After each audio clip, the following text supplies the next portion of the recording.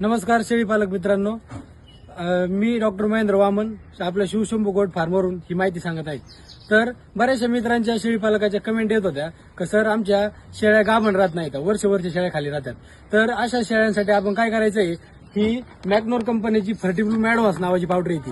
तर आपण प्रत्येकी शेळीला एक अर्धा याच्यामध्ये चमचा निघतो. तर शेळीला सकाळी अर्धा चमचा पावडर पाण्यात मिक्स करून पाजायची किंवा खोराकात खाऊ घालायची.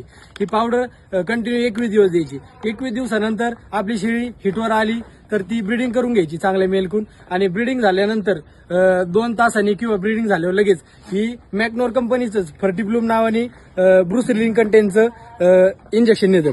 तर हे इंजेक्शन शेळीला 1.5 ml IMIV देता येतं, म्हणजे इंटरमस्क्युलर किंवा इंटरव्ह्युअन असं IV असं देता येतं.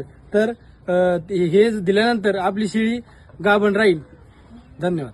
असेच नवनवीन व्हिडिओ पाहण्याकरता आमच्या पेजला फॉलो आणि सबस्क्राईब करा. धन्यवाद.